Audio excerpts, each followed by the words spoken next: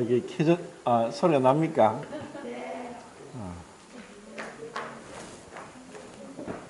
켜신 거 아닌가? 네, 켜졌습니다.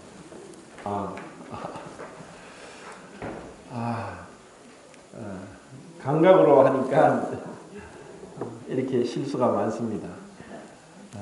오늘은 또 기도에 대한 말씀으로 그 기도를 하는 그 범위에 있어서 처음에 제가 말씀드릴 때 찬양과 경배, 또 감사, 또 자백과 회개, 그리고 간구, 그리고 중보 이렇게 말씀을 드렸는데 오늘은 그 교회 안에서 기도하는 것이 무엇인가, 또 그 교회에서 여러 성도들을 위해서 중보 기도하는 것이 얼마나 중요하고 또 놀라운 특권이고, 그리고 그 기도를 통해서 하나님께서 어떻게 역사하시는가 하는 것을 이제 생각해 보도록 하겠습니다.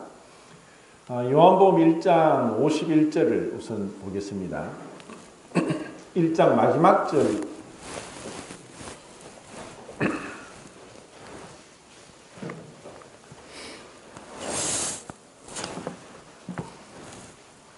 같이 읽도록 하겠습니다. 시작. 또 이르시되 진실로 너희에게 이르노니 하늘이 열리고 하나님의 천사들이 인자위에 올라 내리라 하는 것을 보리라 하시니라. 우리는 이와 같은 예수님의 말씀에 대해서 그렇게 놀랍고 또 이것이 얼마나 큰 비밀인가 하는 것에 대해서 잘 모를 수가 있습니다.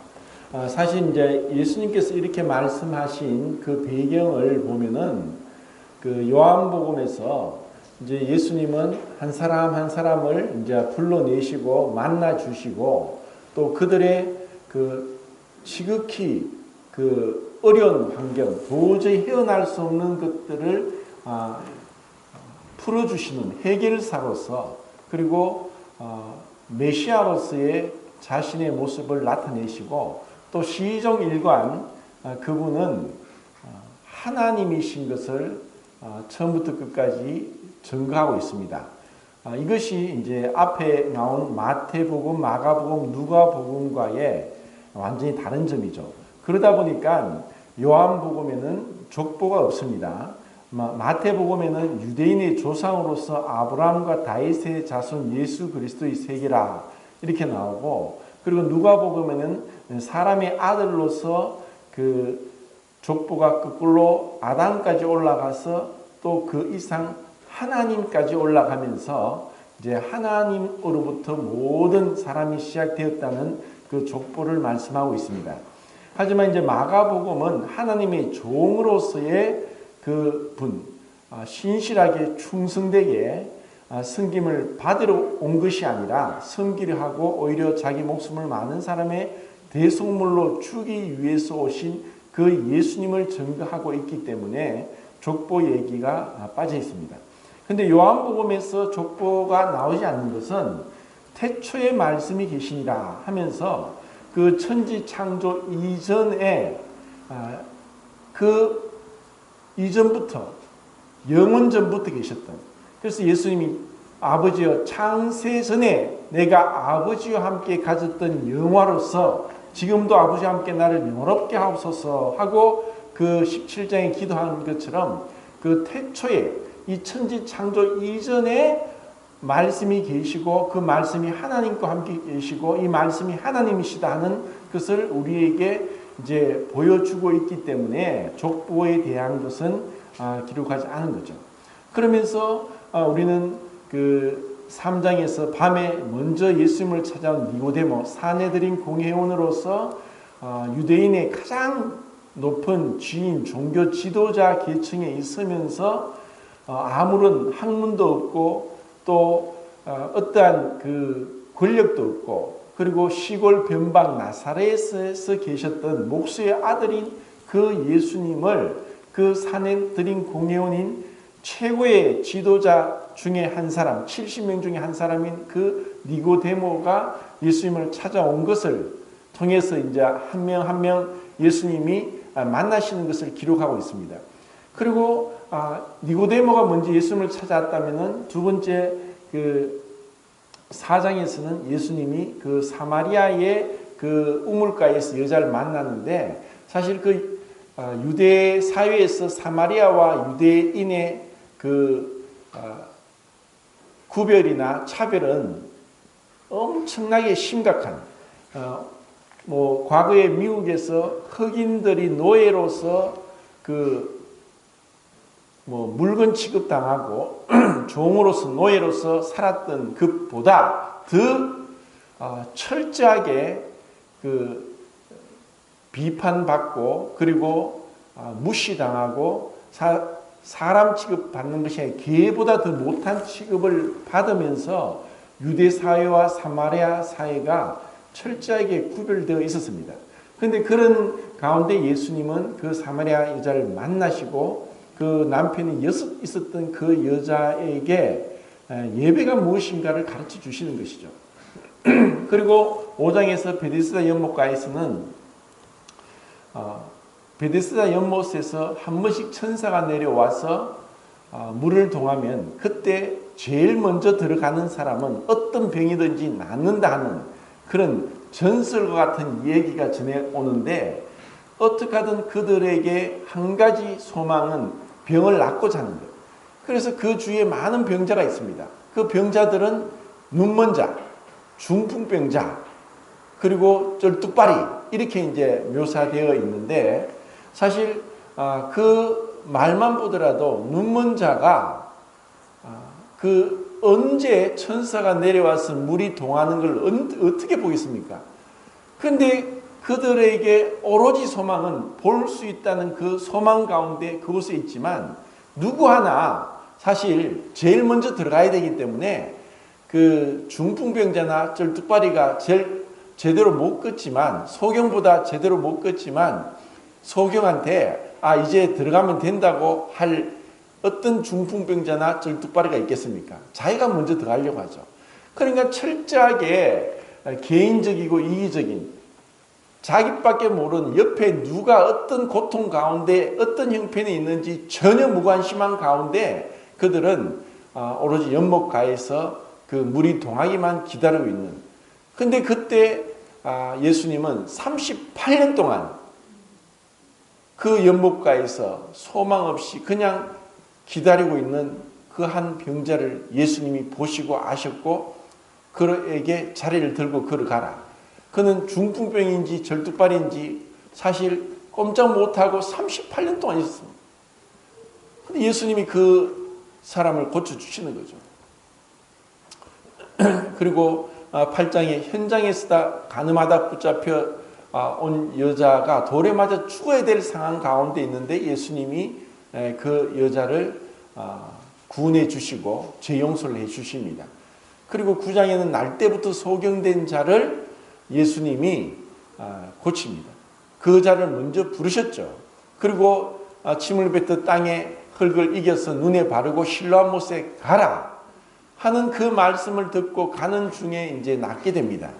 그리고 11장에서는 죽은 지 4일이나 되어서 냄새가 나서 그 온몸에 그 배를 동이고, 우리말로 하면 염을 하고 그 바위 동굴 무덤에 있는 나사로에게 그 앞에 가셔서 나사로야 나오너라 했을 때, 그 죽어서 4일이나 되고 냄새가 나고 진물이 흐르는 배로 동인 채로 죽었던 나사로가 살아서 나오는 그런 엄청난 기적이 일어나는 것을 보게 됩니다. 이렇게 한 사람 한 사람을 만나 주시는데, 1장에서는 그 세례 요한의 제자였던 그 안드레나 요한을 만났는데 예수님이 먼저 빌립을 만나십니다. 예수님께서 먼저 만나시는 자가 제가 앞에 언급한 그런 자들이 있었고, 니고데모처럼 예수님을 찾아온 자도 있었고, 또 빌립처럼 예수님이 먼저 만난 사람도 있고, 또 빌립이 나다네엘을 불러서 예수님께 데려가는, 예수님과 만나게 해주는 그러한 것을 볼 때 우리가 어떻게 하든 그 하나님의 아들 예수 그리스도를 만났느냐? 그분을 내가 만나서 인격적으로 알고 있는, 서로 알고 있는 그런 사이가 되었는가 하는 것을 요한복음에서 말씀하고 있습니다. 근데 나다나엘이 오기 전에 무화과나무 옆에 있었는데, 나무 아래에 있었는데, 빌립이 우리가 그 그리스도를 만났다, 나사렛 예수다 했을 때 나다나엘은 나사렛에서 무슨 선한 것이 날 수 있겠느냐 하면서 믿지 않았습니다. 그런데 빌립은 한번 가보자, 한번 만나보자. 그러면서 예수님을 만났을 때 예수님은 그 자신을 향해서 나사렛에서 무슨 귀한 것이 날 수 있겠느냐고 했던 그 나다나엘의 말을 알고 있음에도 불구하고 예수님은 나다나엘을 보고 보라, 이는 참 이스라엘 사람이다, 그 속에 간사한 것이 없다 하는 말씀을 하십니다. 이것은 흔히 10길 물속은 알아도 한 길 사람의 마음속은 모른다 하는 말씀처럼 우리 사람들은 에덴 동산에 범죄한 이후로 각각 다 가면을 쓰고 있습니다. 옷을 입고 있습니다. 그리고 핑계를 대고 거짓말을 하고 또 힘들면은 도망가고 숨고 회피하고 그리고 다른 말로서 계속 자신을 포장하는 그런 가면을 쓰고 있는 그러한 자들인데, 그에 비해서 나다나엘은 그래도 그 많은 사람들 중에서 나다나엘에게 있어서는 그와 같은 위선적인 면이 적었다고 생각을 합니다. 그래서 예수님이 간사한 것이 없다라고 합니다. 그 간사라는 것은 죄의 결과고 죄의 정상입니다. 우리가 정말 죄인인가 죄인이 아닌가 하는 것은 내가 얼마나 거짓되냐, 진실하지 못하느냐 하는 것으로서 드러나는 것입니다. 근데 나다나엘을 향해서 예수님은 이미 그분은 사람의 속 마음을 다 알고 계시고 생각을 다 알고 계시기 때문에 예수님한테 숨길 수 없고 속일 수 없습니다. 사람은 속일지라도 하나님은 속일 수 없습니다. 왜냐? 하나님은 우리의 마음의 비밀을 알고 계시기 때문입니다. 그런 나다나엘을 예수님께서 그렇게 말씀하실 때 나다나엘은 놀랐습니다. 자기의 마음을 들킨 것처럼, 마치 자기의 마음의 비밀을 알고 있는 분이 있다는 생각을 했을 때 어떻게 나를 아십니까? 하고 질문을 합니다. 그때 예수님은 네가 무화과나무 아래 있을 때 보았다 하는 말씀을 합니다. 그래서 이 말을 들었을 때 나다나엘은 무화과나무 아래에 있으면서, 무화과나무는 사실 성경에 보면 창세기 3장에 나옵니다. 아담과 그 여자가 죄를 범하고 서로 죄를 범한 이후에 그들이 벌거벗은 것을 깨닫고 그 부끄러운 데를 가리기 위해서 무화과나무 잎사귀로 부끄러운 데를 가리게 됩니다.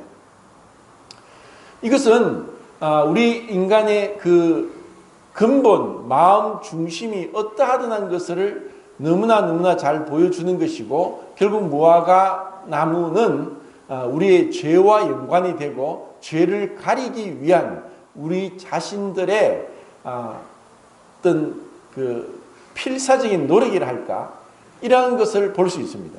그 죄를 가리기 위한 필사적인 인간의 노력이 종교로 나타났습니다.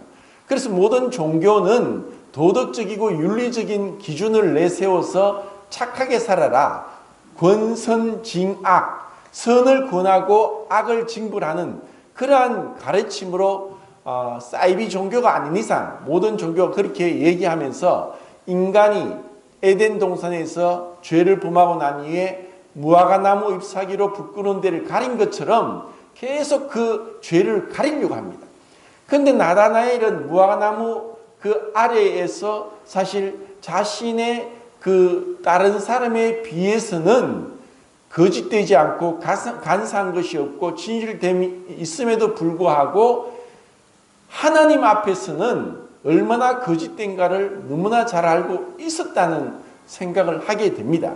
그렇게 예수님이 네가 모아나무 아래 있을 때 보았다고 했을 때 나다나엘은 너무나 놀랍게 그 자리에서 마치 그 앞에 성령의 충만함을 받았던 세례 요한이 예수님을 보고 보라, 세상 죄를 지고 가는 하나님의 어린 양이로다 하고 그 예수님을 증거한 것처럼 나다나엘도 곧바로 주는 이스라엘의 임금이고 나의 구주입니다 하는 그 신앙 고백을 하게 됩니다. 그러면서 예수님이 내가 너를 무화과나무 아래 있는 것을 보았다고 나를 믿느냐? 이미 나다나엘에게 있어서 간사함이 없는, 결국 그것은 어린아이 같은 마음입니다. 예수님은 너희가 어린아이 같지 아니하면 천국에 들어갈 수 없다고 했습니다. 왜 우리는 사실 이 어린아이에 유치하고 고집스럽고 또 미숙하고 그리고 지식이 짧고 경험이 없는 그러한 어린아이가 아니라 그 어린아이를 이야기할 때는 순진함, 천진난만함, 그리고 간사함이 없는, 꾸밈이 없는, 있는 그대로 위장하지 않고 무화과나무 잎사귀로 부끄러운 데를 가리지 않고 있는 그대로 자신들을 내보이는 그와 같은 나다나엘을 말씀하셨는데, 그 나다나엘이 그런 간사함이 없음으로 인해서 예수님을 말씀에 곧바로 쉽게 믿게 되는 것을 봅니다. 그렇기 때문에 우리가 예수님을 믿는 것은 가능하면 어릴 때 믿는 것이 쉬운 것이고, 나이가 들수록 고집이 더욱 자기를 감싸게 되고 자기의 경험과 자기의 생각과 자기의 지식, 이러한 것이 가장 차기 때문에 어린아이 같은 순전함이 점점점 없어집니다. 그렇기 때문에 나이 든 사람들에게 복음을 전하는 것은 쉬운 것 같지만 쉽지 않습니다. 살아온 경륜만큼이나 고집스럽고 자기의 생각이 많고 그리고 자기의 경험을 의지하기 때문에 쉽게 믿지 못합니다. 그런데 나다나엘은 간사한 것이 없는 어린아이 같은 순진하고 천진무구한 모습이 있었기 때문에 예수님 말씀 한마디와 그 분 앞에서 곧바로 신앙 고백을 하는 그런 모습을 보게 되는 거죠. 그런 나다나엘을 향해서 예수님은 말씀하십니다. 네가 이제 더 큰 것을 볼 것인데 인자 위에 천사들이 오르락내리락 하는 것을 보게 될 것이라는 말씀을 합니다. 이것은 너무나 놀라운, 그리고 우리가 이 예수님께서 나다나엘에게 하신 이 말씀이 얼마나 우리에게 축복된 말씀인가를 한번 생각해 보겠습니다. 하나님은 이 땅에 그 처음 사람 남자와 여자를 만드시고 에덴 동산에 모든 것을 다 주셨습니다. 그들이 하나님의 6일 창조 중에 6째 날 창조를 받고 나서 눈을 뜨니까 모든 것이 준비되었습니다. 그때 하나님께서 그 최초의 남자와 여자에게 말씀하셨습니다. 너희들에게는 첫날이지만 나에게는 마지막 날이다. 그리고 이 날은 나의 창조가 마치고 안식하면서 이 창조를 인해서 기뻐하는 그 기쁨 가운데 있으니 너희들도 안식하면서 기뻐하라. 그리고 나의 창조를 봐라. 하늘을 봐라. 하늘을 나는 새를 봐라. 그리고 땅의 수많은 동물들이 그 자유롭게 뛰어다니는 그것을 봐라. 새가 날개를 펴서 그 유유자적 창공을 날아가는 그 자유를 보아라. 그리고 물고기가 물속에서 아무런 거침없이 마음껏 그 유유자적 그렇게 헤엄치는 그 물고기를 봐라. 그리고 수많은 꽃들을 봐라. 그리고 너희들이 먹을 수 있는 수많은 나무의 열매들을 봐라. 이 모든 것들을 바라보면서 그 최초의 남자와 여자는 창조함을 받자마자 첫날 안식일날 아무것도 하지 않고 하늘과 땅과 바다를 보면서 기쁨 가운데 그들은 하나님을 찬양하고 감사하고 안식했던 것입니다. 그런데 그들이 죄를 범하고 나서는 에덴 동산에서 쫓겨납니다.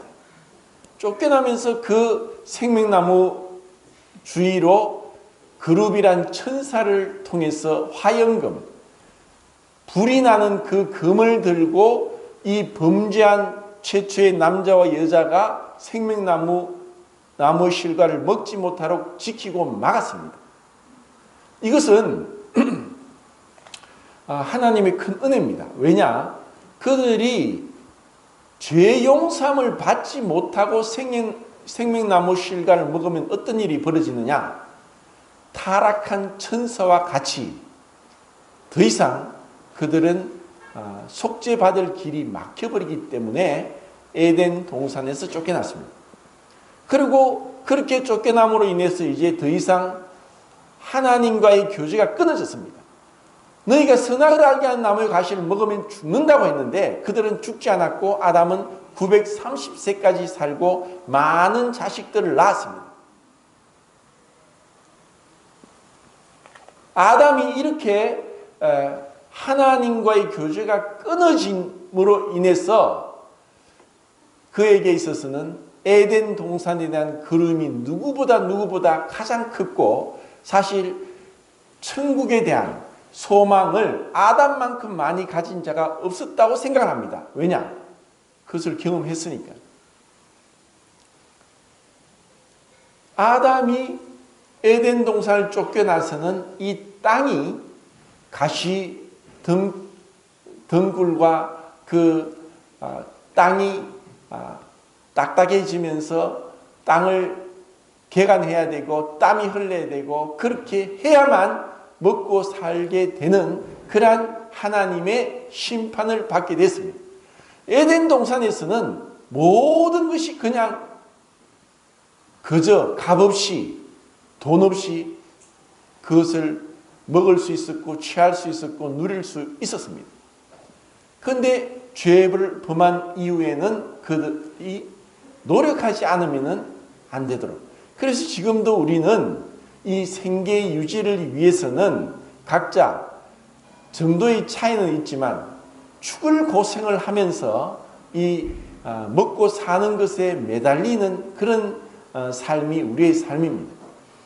이것뿐 아니라 가장 중요한 하나님과의 교제가 끊어져 버렸다는 것.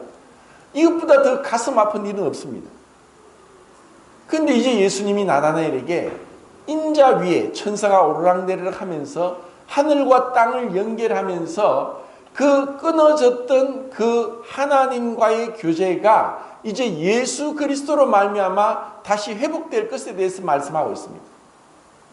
이것은 너무나 중요한 것입니다.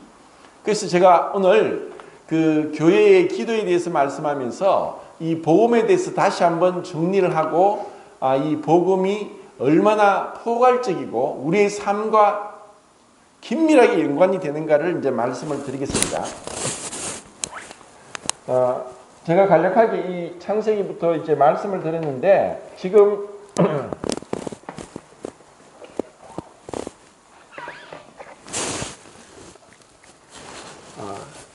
율법을 세 가지로 이제 말씀을 드리겠습니다.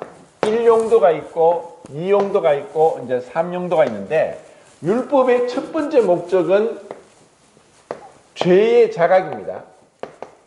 왜냐하면 율법의 기능은 거울과 자와 저울의 역할이기 때문에 우리는 거울을 봐야지 자기 얼굴을 봅니다. 거울을 안 보면 자기가 자기 얼굴을 절대로 볼 수가 없습니다. 율법은 결국 이제 십계명을 하고 이제 요약을 할 수 있는데 십계명을 통해서 내가 죄인인가를 깨닫게 하기 위해서 율법을 주셨습니다.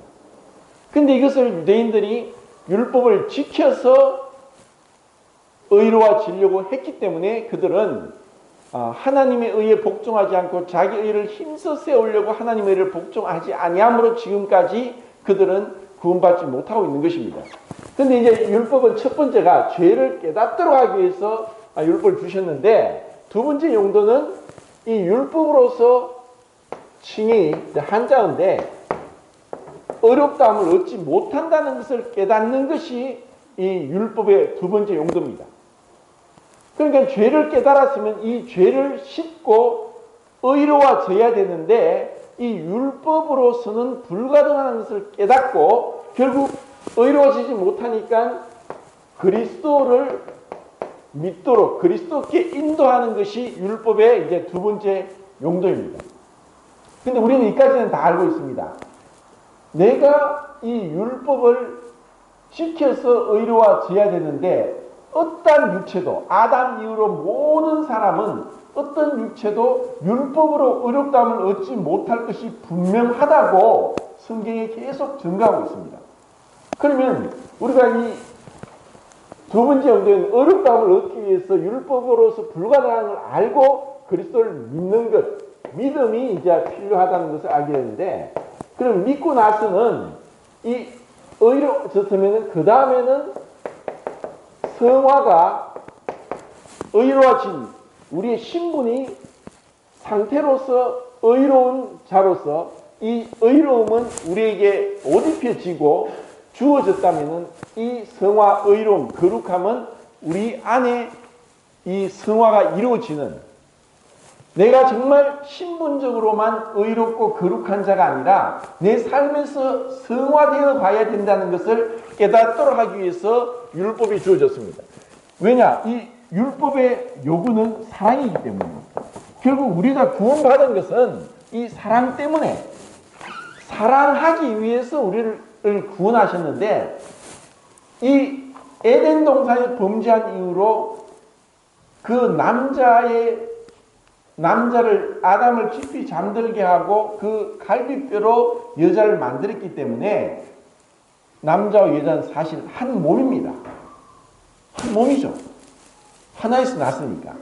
그런데 죄가 들어오고 나서 그들은 서로 두려워하고, 하나님을 두려워하고 사람을 두려워하고, 그리고 무서워서 도망가고 회피하고 거짓말하고 숨고 가리고, 그리고 비난하고 핑계대고 하면서 완전히 두 사람 사이가 죄가 들어와서 완전히 깨어져 버렸습니다. 근데 이것을 다시 회복시키는 것이 구원이고, 이 구원받은 자가 이제 성화되기 위해서 율법의 요구인 사랑을 해야 되는데, 율법을 아무리 해도 나에게는 이 사랑할 능력, 거룩하게 될 수 있는 능력이 없다는 것을 깨닫게 해주는 것이 율법입니다. 흔히 그런 말 합니다. 내가 구원받았기 때문에 더 이상 율법은 필요 없다. 그리스도가 율법의 마침이 됐다고 사실 어느 교회에서 가르친다는 얘기를 들었습니다. 이 심각한 문제입니다. 왜냐? 복음을 제대로 모르기 때문입니다. 흔히 이것만을 가르친 사람은 이제 예수를 믿음으로 구원받았다 이렇게 얘기하면서 마음대로 살아갑니다. 나는 예수를 믿었고 예수님이 십자가에서 내 모든 죄를 용서하셨으니까 나는 이제는 구원받았고 천국 갈 수 있다 하면서 마음대로 살아가는데, 계속 정말 그렇게 살아가도 문제가 없다면은 가능하건대 그는 구원받은 자가 아닙니다. 그런데 만약에 구원받고 나서도 그렇게 마음대로 살아갈 수 있습니다. 그러면은 진정으로 구원받았다면은 하나님의 징계가 있습니다. 그것이 히브리서 12장입니다. 사랑하는 아들마다 채찍질한다. 육신의 부모가 징계하지 않는 자식이 있겠느냐? 하물며 육신의 부모가 자식을 징계하거든 모든 영의 아버지께서 징계하지 않겠느냐? 그 징계가 없다면은 사생자다. 내가 너를 모른다. 그래서 이 성화는 이 진정으로 칭이 어려워졌다는 것을 증거하는 칭의 결과입니다. 무슨 말인지 알겠죠? 이 칭이라는 것은 사실 비가시적이고 비체험적인 영적인 하늘로부터 위로부터 태어나는 거듭남을 얘기합니다. 이것은 내가 경험할 수 없는, 눈에 보이지 않는, 바람이 임의로 불 때 어디로 와서 부는지 알지 못하는 것처럼 내가 뭐 갑자기 변화되는 게 하나도 없습니다. 다만 내가 회개하고 예수 그리스도를 구세주와 주인으로 모셔드릴 때, 그때 예수님 위에 천사가 오르락내락 하는 것처럼 그리스도께서 영으로서 우리에게 오시는 것입니다. 그런데 이러한 진정한 칭의가 이루어졌다는 것을 증거하는 것은 바로 성화로서 나타납니다. 진짜 그 사람이 믿음이 올바른가, 내가 구원 간증을 못 들어지게 하고 침례에 순종했다는 것이 구원이 아니라 삶 가운데서 정말 예수님처럼 사랑하고 섬기고 그리고 겸손하게 가기 위해서 어떻게 그러한 믿음의 열매인 순종이 나오느냐가 진정한 구원받은 자로서 구원의 결과인 것을 우리는 볼 수 있습니다. 그런데 이 율법을 통해서 그래, 이 율법은 하나님의 거룩한 의의 기준, 사랑을 담고 있는데, 이제 구원받고 나서 이 율법에 말한 하나님을 네 마음과 몸과 뜻과 힘과 정성을 다해 사랑하고 네 이웃을 네 몸과 같이 사랑하라 해서 이 거룩하게 되어야 되는데, 나는 도저히 거룩하게 될 수 없는, 나는 사실 불가능하다, 내 힘으로는 도저히 거룩하게 될 수 없다는 것을 깨닫도록 하기 위해서 율법을 주셨습니다. 그래서 내 힘으로, 내 의지로 못하는 것을 성령님께 순종해서 성령님께 순종하고 그 지배 아래 들어가고 내가 그분 앞에 무릎 꿇고 내 모든 것을 포기하고 그분께 맡겨드릴 때, 그때 우리는 내 힘이 아니라, 내 노력이 아니라, 내 의지가 아니라 주님으로부터 오는 그 능력을 힘입어서 사랑할 수 있게 된다는 것입니다. 이것이 그리스도의 삶입니다. 이것을 주님이 우리에게 말씀하고 있고, 이것을 이제 종교개혁을 하는 마르틴 루터가 그런 얘기를 했습니다. 우리의 의지는 말 것 같다. 그 말에 탄 자가 누구냐? 사단이 우리 의지를 조종하고 있으면 계속 우리는 사망 가운데, 죄 가운데 종노릇하며 갑니다. 그런데 예수님이 나의 의지를 주장하고 계실 때, 그때 우리는 사랑이 무엇인지를 배워가고 알아가고 자라가고 성숙하게 되어 가는 것입니다. 내가 정말 얼마나 자주 순간순간 내 뜻대로 마옵시고 주님 뜻대로 하옵소서. 제가 제 인생의 주인이 아니라 주님이 주인이십니다. 성령님의 그 강건하신 역사로 저를 이끄십시오. 제 안에 로마서 7장 18절에 내 안에 선한 것이 없다는 것을 제가 너무 잘 알고 있습니다. 그러면 주님께 얼마나 성령님께 굴복하느냐가 우리의 삶입니다. 그럴 때 이 사랑이 이루어지는데, 사랑과 반대는 거짓인데 로마서 12장에 사랑에는 거짓이 없나니 했습니다. 이 거짓은 바로 죄고, 이 죄는 아담 이후로 계속 우리를 얽어매고 있습니다. 진정한 사랑에 있어서는 거짓이 없고 거짓말하지 않고 진실을 얘기하고 숨김이 없고 무화과나무 잎사귀로 자기를 가리지 않고 또 가면을 쓰지 않고 도망가지 않고 피하지 않고, 어떻게 보면은 나다나엘이 나사렛에서 무슨 선한 것이 날 수 있겠습니까? 이런 말들은 사실 어떻게 보면은 교양이 없는 말이고 예의가 없는 말이고 또 남을 배려하지 않는 말이라고 우리는 생각하면서 가능하면은 남의 허물을 덮어주고 얘기하지 않는, 그래서 뭐 사랑은 허물을 덮는다면서 그렇게 이야기하지 않는 것이 좋은 것이라고 생각합니다. 그런데 정말 사랑하면은 원수의 자주 입맞춤은 거짓에서 난 것이나 친구의 통책은 충성에서 말미암은 것이다. 원수의 자주 입맞춤은 거짓에서 난다. 사랑에는 거짓이 없다. 진정으로 사랑하면은 부끄러워하고 숨기고 하지 않습니다. 아담과 하와가 에덴 동산에서 죄가 들어오기 전에는 벌거벗었으나 부끄러워하지 않고 너무너무 자연스럽게 서로 한 몸이라고 하면서 그렇게 살았습니다. 근데 죄가 들어오자마자 부부임에도 불구하고 부끄러운 걸 가리기 시작했습니다. 우리 인간은 계속해서 가리는데 천재입니다. 얼마나 잘 가르쳤는지, 얼마나 입에서 거짓말이 자동으로 튀어나오는지 계획하고 이렇게 거짓말 해야 됐더라. 그냥 자동으로 그냥 튀어나옵니다.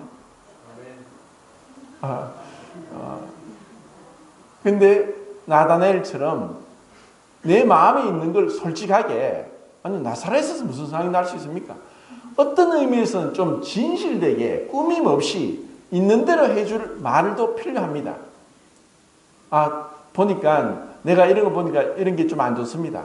왜냐? 진짜 사랑하면은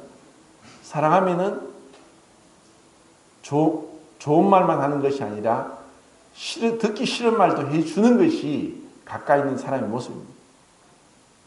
이렇게 주님 앞에서 우리가 이 사랑을 이제 이루어 가는데 정말 놀라운 게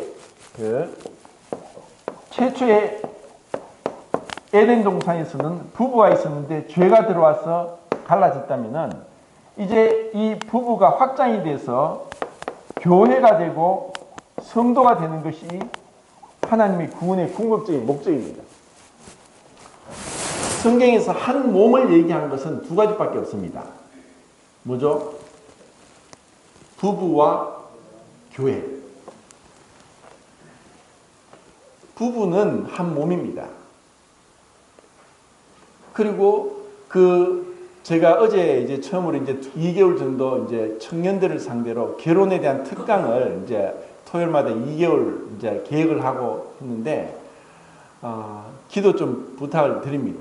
왜냐하면은, 전도서 9장 9절에 보면은 너희 평생 헛된 인생의 날에 사랑하는 아내와 함께 행복하게 살지어다 했는데, 우리가 죄가 들어와서 이 사랑이 무엇인지 모르다 보니까 가장 가까이 함께 해야 될 부부가 서로 비난하고 싸우고 숨기고 헤어지고 헐뜯고 상처를 주고 이런 일들이 일어나게 되는 것입니다. 이게 너무 안타까웁니다. 그런데 이제 이것이 주님으로 인해서 이제 결혼한다고 저절로 되는 게 아닙니다. 계속 우리는 배워야 되고 순종해야 되고 주님 앞에 우리 자신을 내어 맡게 드려야 되고 성령님의 권위 앞에 굴복하면서 정말 겸손하게 따라가야만 우리는 이 그리스도의 사랑을 실천할 수 있는 것입니다. 그리고 이제는 교회 안에서 한 몸으로 불러주셨습니다. 그리고 이 교회에서 정말 이 사랑을 배우기 위해서 먼저는 이 교회는 한 몸이라는 것. 결국 자기가 정신병자 미치지 않고서야 자기 몸을 칼로 긋고 자기 몸을 때리고 자기 몸이 싫다고 하면서 막 구박하고 하는 그런 자가 있습니다. 그건 정신병자입니다. 교회가 그리스도 성도가 한 몸이라면은 성도를 위해서 섬겨주는 것이 당연한 것이고 그것이 곧 나의 기쁨이고 결국 상대방을 섬겨주는 것이 곧 나를 섬기는 것이 한 몸된 지체된 것을 교회에서 배우게 됩니다. 그리고 중요한 것은 기도라는 것입니다. 자, 에베소서 3장 보겠습니다.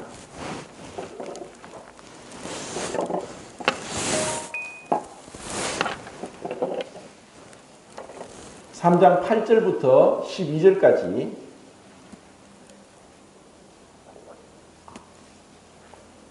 읽겠습니다. 8절부터 12절까지 시작. 모든 성도 중에 주님이 작은 자보다 더 작은 자에게 이 은혜를 주신 것은 증명할 수 없는 그리스도의 풍성함을 인간에게 전하게 하시고 영원부터 만물을 창조하신 하나님 속에 감춰졌던 비밀의 임금이 사랑하는 것을 너희에게 하려 하십니다. 이는 이제 교회로 말미암아 하늘에 있는 통치자들과 권세들에게 하나님의 공동체를 알게 하려 하시니 곧 영원부터 우리 주 그리스도 예수 안에서 예정하신 뜻대로 하신 것이라. 나아가 그 안에서 그를 믿음으로 말미암아 담대함과 확신을 가지고 하나님께 나아감을 얻느니라. 이제 그 교회가 무엇인가를 말씀하면서 우리가 교회를 보게 될 때 교회는 그리스도의 몸이라는 것을 알게 되고, 그리고 사도 바울이 예수님을 믿는 자를 잡아서 계속 가두는 것이 하나님을 섬기는 것이고 의를 행하는 것이라고 하면서 예수 믿는 자를 계속 잡아서 가두고 있을 때에 또 그런 일을 하려고 길을 가다가 다메섹 도상에서 대낮에 햇빛보다 더 밝은 빛이 하늘에서 비치니까 바울이 눈이 멀어버렸습니다. 그러면서 소리가 들렸습니다. 사울아 사울아 왜 네가 나를 핍박하느냐. 그 한마디 말씀에 사울은 깨달았습니다. 내가 핍박하는 그리스도인들은 그리스도와 동일하다는 것을 깨닫게 됐습니다. 자기는 예수 믿는 자를 핍박했지만 예수님은 그들을 핍박하는 것이 곧 나를 핍박하는 것이라는 것을 말씀을 하시는 것입니다. 그것은 예수님 머리 위에 천사가 오르락내리락 하는 것처럼 하늘과 땅을 연결하는 것입니다. 결국 우리는 땅에 있지만 우리 머리는 하늘에 있으니까 이미 에베소서 그 앞에 보면은 우리는 이미 하늘에 앉힌 바 되었다. 그리스도와 한 몸이 되어서 진정한 연합과 친교를 이루도록 하는 것입니다. 이것은 정말 이제 중요한 건데, 제가 연합은 뭐냐? 페리콜레시스라고 하는 것이고, 친교는 코이노니아.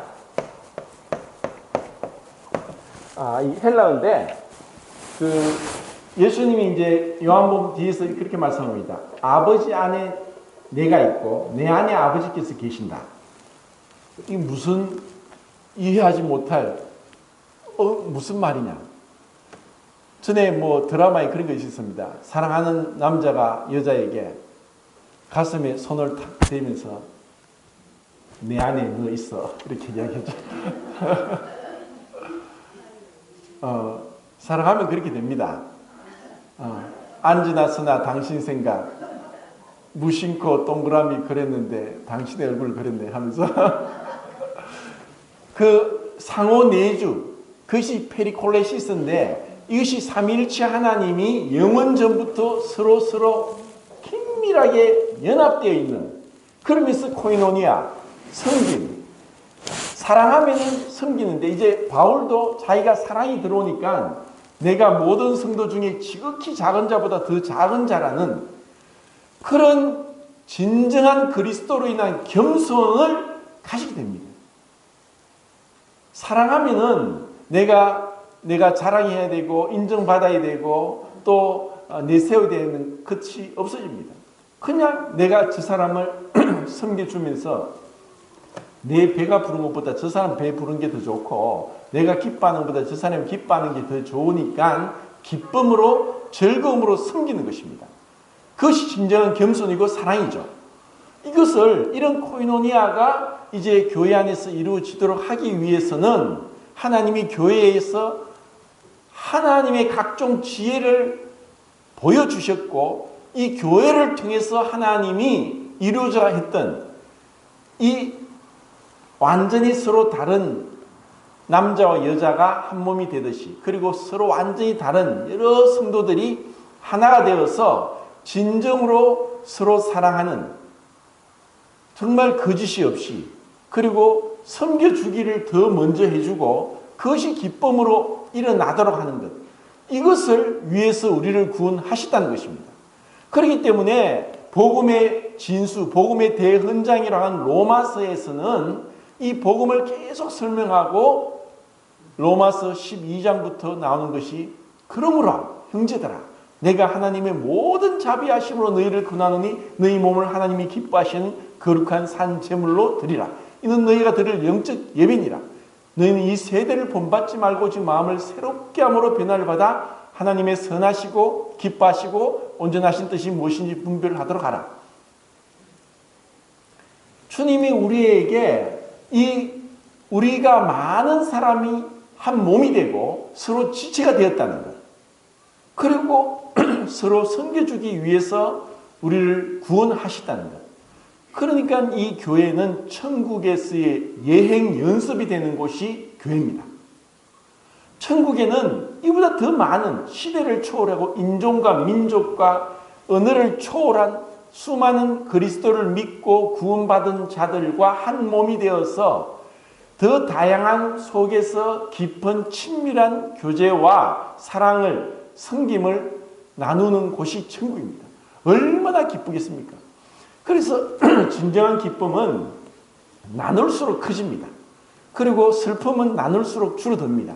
이것을 교회에서 경험하기 위해서는 첫 번째 중보 기도가 필요하고, 그리고 우리가 기도 월보를 만들어냈는데 그것을 성도님들이 가지고 가서 그것을 읽고 기도하면서 먼저는 정말 성도를 위해 기도하다 보면은 내 문제가 해결됩니다. 이 교회를 보지 못하면은 자꾸 자기 문제만 보다 보면은 다른 성도를 위해서 기도할 시간이 없어요. 왜? 내 자신을 위해서 기도할 시간이 부족한데 언제 다른 성도를 위해 기도하겠습니까? 그런데 내가 문제가 많고 어려움이 있을지라도 나중에 여자가 결혼해서 자식을 낳으면은 내가 몸이 아파도 자식이 아프면은 내 아픈 것 돌아보지 않고 자식을 돌아보는 그런 모성애가 생기는 것처럼 교회에 대한 그런 마음이 일어날 때 우리는 성도를 위해 기도하면서 이 성도에 대한 사랑을 배우고 점점 이제 알아가고 자라가게 되는 것입니다. 이를 위해서 제가 그전에도 한번 말씀을 드렸는데 이거를 한 번만 더 쓰고 이제 마치도록 하겠습니다. 이 원리는 기본 복음의 원리이기 때문에 제가 계속 강조를 하다 보니까 반복해서 말씀을 드리는 것 같은데 이건 정말 중요합니다. 우리가 교회를 못 보면은 교회는 내가 예배당을 다닌다고 교회가 아니라 성도와의 관계를 어떻게 친밀하게 맺어 가느냐가 교회 생활이고 사랑이고 그리고 그것이 주님 앞에서 올바른 신앙생활입니다. 자, 아까 율법이 세 가지 용도를 말했는데 율법과 은혜는 항상 대조됩니다. 율법은 뭐냐? 행위를 이야기합니다. 그런데 은혜는 믿음을 얘기합니다. 율법은 항상 행위를 얘기하고 그 믿음을 얘기하는데 이 행위는 은혜 아래 있지 않고 율법 아래 있으면 행위는 이제 자기의가 됩니다. 점점 종교적인 사람이 또 교회를 다니지만 은혜를 모르고 율법 아래 있으면은 굉장히 거만해집니다. 겉으로는 엄숙하고 경건한 것 같지만 실제로는 굉장히 자기의로, 믿음은 자기 부인입니다. 그리고 자기의는 결국 교만으로 나타나고 자기 부인은 겸손으로 나타나죠. 교만은 결국 불평, 불만으로 나타나지만 겸손은 감사로 나타납니다. 그리고 이것은 사실 자기 중심적인 것이고 그리고 은혜는 그리스도 중심입니다. 그리고 이것은 결론적으로 육체의 이런 현장이 온갖 죄가 드러나는 것이고 이것은 내가 아니라 내 안에 계신 성령입니다. 성령님을 얼마나 의지하고 성령의 충만을 받는 것이 얼마나 중요한가를 깨닫는 것입니다. 그래서 이 원리를 잘 생각하면서 내가 문제는 다른 사람의 문제가 아니라 내 자신의 문제고 내 의가 문제고 내 중심적인 것, 그 교만이 문제입니다. 내가 그리스도를 닮으면 주님은 하나님이시면서 겸손하게 계셔서 정말 세상의 세리와 죄인들, 창기들, 온갖 죄인들을 섬겨주시고 그들을 사랑하면서 그들을 승화시켜 주신 분입니다. 다른 사람이 문제가 아닙니다. 내가 문제입니다. 내 안에 그리스도로 충만하고 성령이 충만하냐, 아니면 내 의와 자아로서 충만하고 그리고 육체 가운데 있고 그리고 율법 아래에 있으면서 내 자기 자랑을 일삼느냐, 그런 것은 정말 하나님 앞에 아무 유익이 없고 쓸모없습니다. 육은 무익하다. 육으로 난 것은 육이요 성령으로 난 것은 영이다. 우리가 이것을 알기 위해서 교회 안에서 기도하는 것, 중보 기도하는 것을 훈련을 하셔야 됩니다. 그래서 기도 올보가 아직 없으신 분은 가지고 가셔서 먼저는 이 나라와 이 민족을 위해 기도하고, 그리고 다른 성도를 위해 기도하고, 그리고 자기 자신을 위해서 기도하는 그 기도의 훈련, 습관을 들이기를 진정으로 바랍니다.